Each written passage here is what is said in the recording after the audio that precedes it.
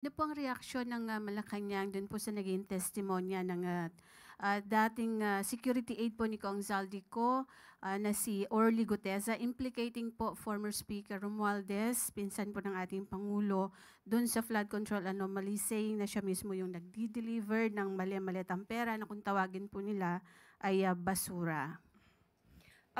Muli, ang nais ng Pangulo, lahat po na magtetestigo, ay makumpleto po sana ang ebidensya dahil ito po ay magagamit kung masasampahan ng kaso sa korte. At dapat ayusin kung ano man ang kanilang mga salaysay.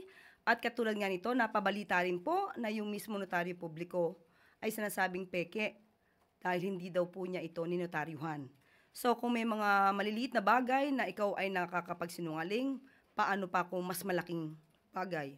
So pero muli, ang lahat ng ebidensya, kung ito man ay lahat ay makukumpleto, yun po ay tatanggapin at kailangan lamang pong ibigay sa ICI at hindi naman po makikialam ang Pangulo dahil nga po mayroon na po tayong isang independent commission to investigate on this matter. Yusek, follow-up question lang po. Ito po bang nangyaring ito sa hearing ng Senate ay they're trying to implicate din po ang Pangulo by implicating Speaker po dun sa flood anomaly? Wala po tayong nakikitang gano'n. Napakalayo po ng ganong klaseng opinion.